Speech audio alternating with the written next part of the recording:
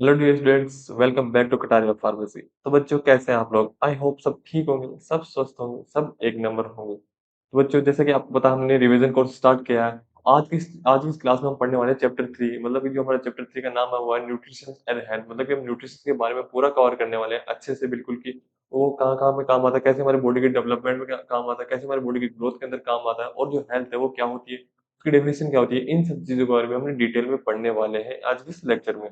तो बच्चों, कोई भी इस चैनल पे नया है तो चैनल को जरूर से सब्सक्राइब कर लें, और अभी तक आपने पिछले वाले लेक्चर नहीं देखे हैं तो उनको भी जाके जरूर से देख लेना। और साथ ही साथ अगर आपको इस वीडियो की नोट्स चाहिए तो आप हमारे ऐप से जुड़ सकते हैं। वहाँ पे आपको जो डी फार्मेसी कोर्स है वो भी अवेलेबल हो जाएगा, और उससे रिलेटेड जो भी नोट्स है वो भी अवेलेबल हो जाएंगे एकदम अफोर्डेबल प्राइस में। तो बच्चों, अभी जाके चेकआउट करें और अभी जाके डाउनलोड करें या फिर परचेज करें हमारा कोर्स। तो इसके साथ हम आज की इस वीडियो को स्टार्ट करते हैं। तो इसमें हमारा सबसे पहला टॉपिक होगा न्यूट्रिशन एंड हेल्थ के। अब न्यूट्रिशन क्या होते हैं उसके बारे में सबसे पहले इसका इंट्रोडक्शन देखते हैं कि न्यूट्रिशन आखिरकार होते क्या है। तो सबसे पहले इसकी डेफिनेशन है वो है nutrition is the science of food and its utilization in the body for energy, growth and repair. मतलब न्यूट्रिशन एक तरह की साइंस है, मतलब एक तरह फूड की साइंस है, और वो हमारी बॉडी के अंदर बताता है कि कैसे फूड का यूटिलाइजेशन हो रहा है, कैसे अब्जॉर्प्शन हो रहा है, कैसे वो काम आ रहा है एनर्जी बनाने में, कैसे वो हमारी बॉडी की ग्रोथ के अंदर काम आ रहा है, कैसे हमारी बॉडी की रिपेयर के अंदर काम में आ रहा है न्यूट्रिशन। ठीक है, इसको अब हिंदी में देखते हैं। इसके अंदर है पोषण वह विज्ञान है जिसमें भोजन और उसके उसके शरीर में उपयोग का अध्ययन किया जाता है।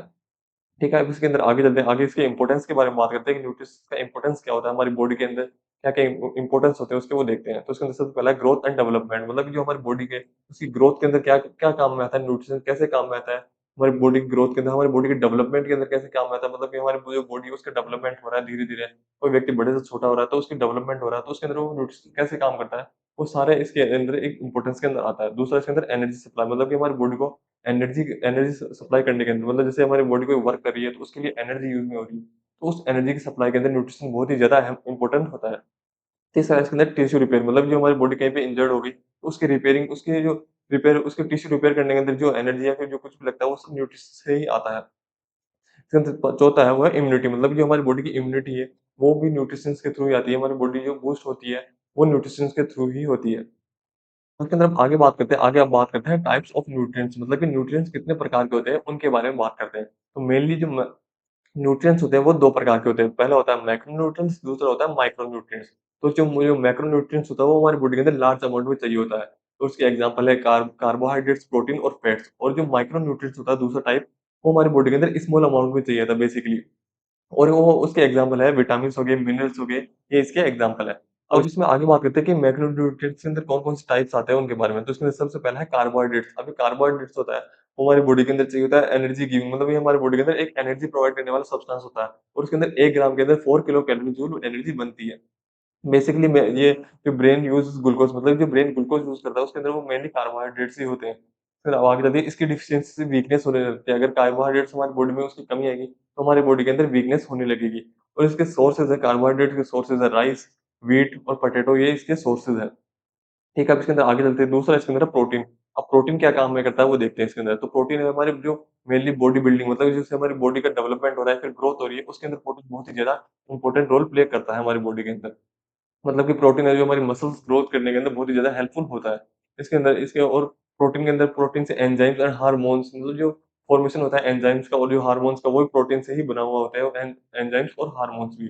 अब इसकी डिफिशियंसी से क्वाशहियोकोर और मार्समस जैसी बीमारियाँ होती है। इसके अब प्रोटीन के सोर्सेज़ क्या-क्या है हमारे, हम कैसे इनको यूज़ कर सकते हैं, फिर कैसे ले सकते हैं प्रोटीन को हमारी बॉडी के अंदर इनटेक कैसे कर सकते हैं? तो एग के थ्रू इनटेक कर सकते हैं, मिल्क के थ्रू इनटेक कर सकते हैं और पल्सेस के थ्रू, ये इसके सोर्सेज़ हो गए। ठीक है, अब बात करते हैं फैट्स की। अब फैट्स क्या काम करते हैं हमारी बॉडी के अंदर उनको देखते हैं। तो ये मेनली हाईएस्ट एनर्जी, मतलब ये मेनली जो हाईएस्ट सोर्स ऑफ एनर्जी होते हैं फैट्स, और ये 1 ग्राम के अंदर 9 kilo calorie joule energy provide करते हैं हमारी बॉडी को। ठीक है, ये मेनली हमारे जो ऑर्गन्स होते हैं उनको प्रोटेक्ट करते हैं। जैसे कि ये कोई किडनी है, तो उसके बाहर में एक कवरिंग के थ्रू हमारी किडनी को प्रोटेक्ट करते हैं या फिर हमारे ऑर्गन्स को प्रोटेक्ट करते हैं ये। अब ये मेनली हमारी जो बॉडी होती है उसके उसके जो टेम्परेचर होता है उसको मेंटेन करने के काम में आते हैं। अब इसकी डिफिशियंसी से हमारी बॉडी के अंदर ड्राई स्किन जैसी भी या फिर ड्राई स्किन होने लगती है अगर फैट्स की कमी होने से हमारी बॉडी के अंदर। ठीक है, इसके अंदर अब आगे बात करते हैं माइक्रो न्यूट्रिएंट्स। अभी माइक्रो न्यूट्रिएंट्स के टाइप्स के बारे में बात करते हैं। मेनली माइक्रो न्यूट्रिएंट्स हमारी बॉडी के अंदर स्मॉल अमाउंट में चाहिए होते हैं। तो अब देखते हैं इसके अंदर कौन-कौन से टाइप्स है इसके। तो इसके अंदर पहला है विटामिन्स। और जो विटामिन्स चाहिए होते हैं वो एकदम स्मॉल अमाउंट में चाहिए होते हैं, लेकिन इनका काम है या जो इनका फंक्शन है वो बहुत ही ज़्यादा इंपॉर्टेंट होते हैं हमारी बॉडी के लिए। ठीक है? इसके अंदर सबसे पहले विटामिन ए। अभी विटामिन ए का फंक्शन होता है मेनली जो हमारे विज़न के लिए रिस्पॉन्सिबल होता है विटामिन ए, और इसकी डिफिशियंसी नाइट ब्लाइंड जैसी बीमारियाँ होती है। दूसरा इसके अंदर विटामिन डी, मेनली जो विटामिन डी होता है वो हमारी बोन्स के लिए बहुत ही ज़्यादा हेल्पफुल होता है। अगर विटामिन डी हम ज़्यादा इंटेक करेंगे, तो उससे जो हमारी बोन्स है वो मजबूत होगी, और इसकी डिफिशियंसी से रिकेट जैसी बीमारियाँ होती है। क्यों? क्योंकि इससे जो हमारी बोन है वो कमज़ोर होने लगती है इसके अंदर, अगर इसकी डिफिशियंसी होगी विटामिन डी की। तीसरा इसके अंदर vitamin C, mainly vitamin C है वो हमारी इम्यूनिटी के लिए बहुत ही ज़्यादा हेल्पफुल होता है। ये हमारी वो इम्यूनिटी होती है उसको बूस्ट करता है, और इसकी डिफिशियंसी से स्कर्वी जैसी बीमारियाँ होती है। इसके अंदर क्या होता है, जो इम्यूनिटी है वो बहुत ही ज़्यादा कमज़ोर हो जाती है।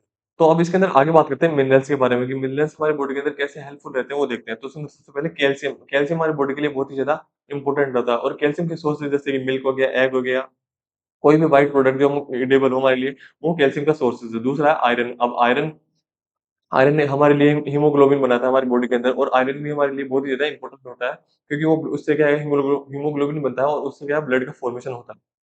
ठीक है, इसके तरफ आगे चलते हैं, आगे बात करते हैं वाटर। अब वाटर कितना एसेंशियल प्रोडक्ट है हमारी बॉडी के लिए वो देखते हैं इसके अंदर। इसकी सबसे पहले इसकी डेफिनेशन है वो है, water is essential liquid required for body function. मतलब कि जो वाटर होता है एक तरह का एसेंशियल लिक्विड होता है हमारी बॉडी के लिए, और उसके थ्रू जो हमारी बॉडी है वो फंक्शन करती है। जैसे कोई भी मेटाबॉलिक रिएक्शंस हो रही हो, वो वाटर के थ्रू हो गया, और फिर कोई भी एंजाइमेटिक रिएक्शंस हो रही हो, वो सिर्फ सब के सब वाटर के थ्रू ही होती है, फिर वाटर के प्रेजेंस में ही होती है। ठीक है, अब इसे इसके फंक्शन के बारे में बात करते हैं, वाटर के क्या-क्या फंक्शन है वो देखते हैं। तो इसमें सबसे पहले टेम्परेचर रेगुलेशन, मतलब जो हमारी बॉडी का जो टेम्परेचर रेगुलेशन है वो वाटर के थ्रू ही होता है। मतलब कि टेम्परेचर रेगुलेशन के अंदर बहुत ही ज़्यादा इंपॉर्टेंट होता है वाटर का रोल। मतलब कि जैसे कि अभी हम कोई एक्सरसाइज करके आ रहे हैं, तो उसके अंदर जो स्वेटिंग आती है, जैसे कोई एक्सरसाइज कर रहा है और उसके अंदर जो स्वेटिंग हो रही है, वो उसको बॉडी को कूल डाउन करने के अंदर बहुत ज़्यादा हेल्पफुल करती है। दूसरा इसके अंदर सॉल्वेंट फंक्शन, मतलब कि जो कोई भी न्यूट्रिएंट्स है उसको डिसॉल्व करने के लिए ये एक यूनिवर्सल सॉल्वेंट के जैसा काम करता है वाटर।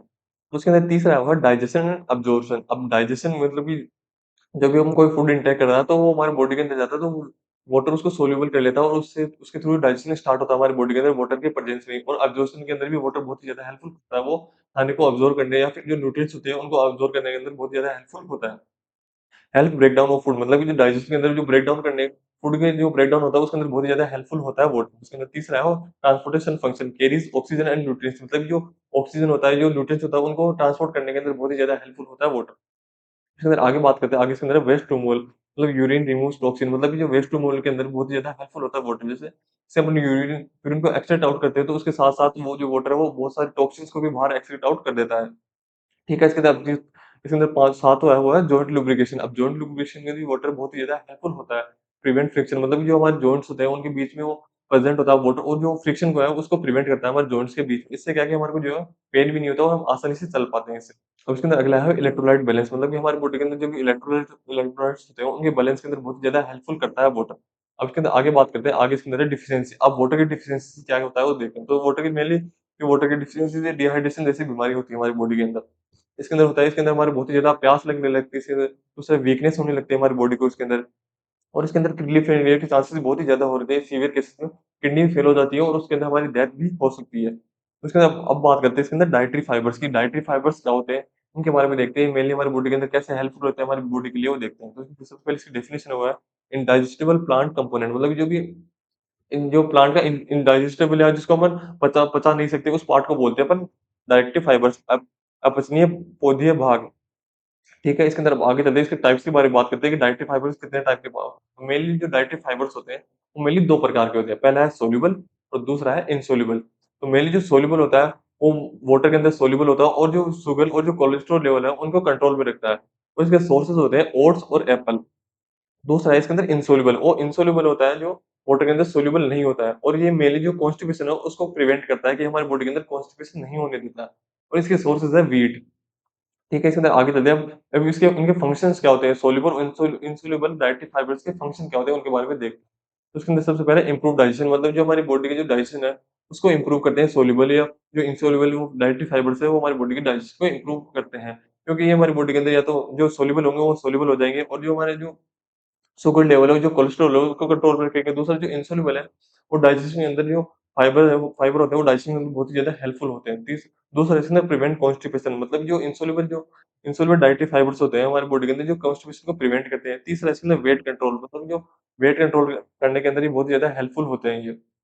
ठीक है, अब बात करते हैं बैलेंस डाइट की। अब बैलेंस डाइट क्या होती है, इसके बारे में देखते हैं। तो उसमें सबसे पहले इसकी डेफिनेशन है वो है diet containing all nutrition in appropriate proportion, मतलब कि जो डाइट होती है वो सभी न्यूट्रिएंट्स को एक प्रॉपर प्रोपोर्शन में, मतलब कि प्रॉपर अमाउंट के अंदर रखती है एक डाइट के अंदर, वो उसी को बोलते हैं अपन बैलेंस डाइट। तो अब इसके अंदर आगे चलते हैं, आगे बात करते हैं कंपोनेंट्स। अब हम बैलेंस डाइट के कंपोनेंट्स के बारे में बात करते हैं कि बैलेंस डाइट किन-किन कंपोनेंट्स को मिला के बनती है।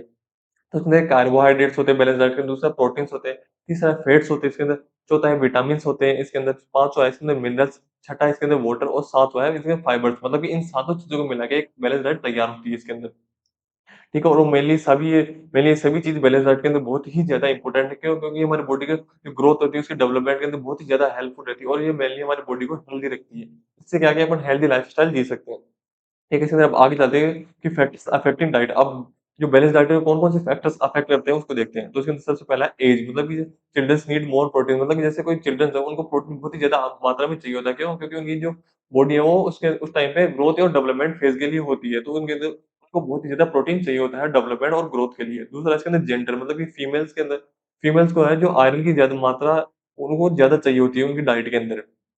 तीसरा इसके अंदर ऑक्यूपेशनल, मतलब कि जैसे कोई लेबर्स होते हैं उनको एनर्जी ज़्यादा चाहिए होती है, मतलब उनको कार्बोहाइड्रेट्स की मात्रा ज़्यादा चाहिए होती है कोई भी काम करने के लिए। उसके अंदर चौथा है वो क्लाइमेट, मतलब कि जो जो भी लोग कोल्ड एरियाज़ में रहते हैं तो उनको फैट की ज़्यादा ज़रूरत होती है। क्यों? क्योंकि जो फैट होता है वो एनर्जी को या जो हीट है उसको ज़्यादा बाहर निकलने नहीं देता, वो और जो गर्म रखता है फैट। ठीक है? इसके अंदर अब आगे बात करते हैं, आगे इसके अंदर malnutrition के बारे में बात करते हैं कि malnutrition क्या आखिर होता क्या है? इसके बारे में देखते हैं। तो इसके अंदर है सबसे पहले इसकी डेफिनेशन हुआ है इम्बैलेंस ऑफ न्यूट्रिएंट्स, मतलब कि malnutrition होता है जिसमें जो न्यूट्रिएंट्स की कमी है उसके अंदर इम्बैलेंस आ जाए, वो उसको बोलते हैं malnutrition।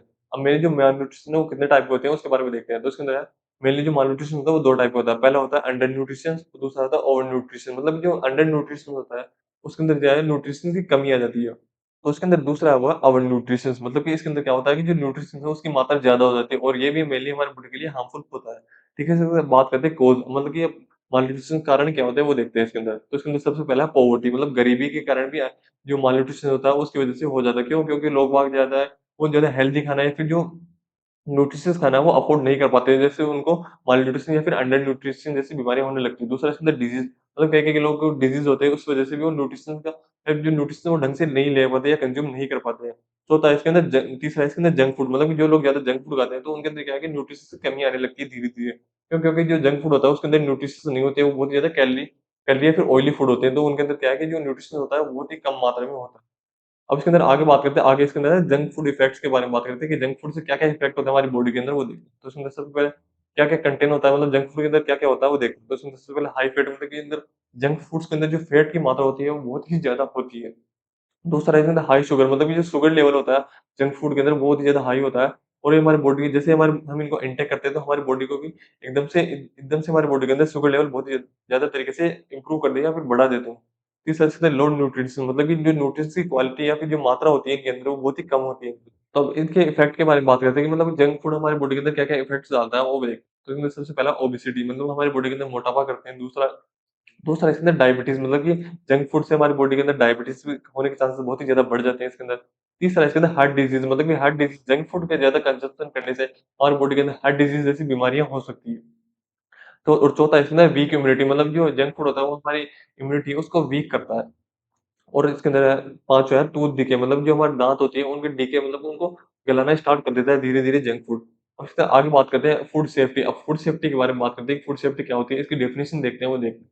तो इसमें सबसे पहले इसकी डेफिनिशन हुआ है safe handling and storage of food, मतलब जो फूड की जो हैंडलिंग है, मतलब फूड को अच्छे से ट्रांसपोर्ट करा जाए और उसकी जो स्टोरेज है वो अच्छी हो। मतलब कि फूड को स्टोरेज मतलब गलत जगह या फिर एकदम कंटामिनेटेड वे में स्टोर ना करें, इससे क्या है कि फूड कंटामिनेटेड भी नहीं होगा और सेफली आगे पहुँच पाएगा।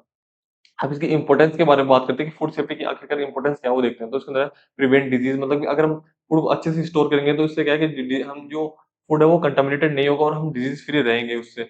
दूसरा इसके अंदर मेंटेनेंस न्यूट्रिएंट्स, मतलब कि अगर फूड अच्छे से रहेगा तो उसके अंदर जो न्यूट्रिएंट्स की क्वालिटी है वो भी अच्छी रहेगी या फिर वो मेंटेन रहेगी उनके अंदर न्यूट्रिएंट्स की क्वालिटी।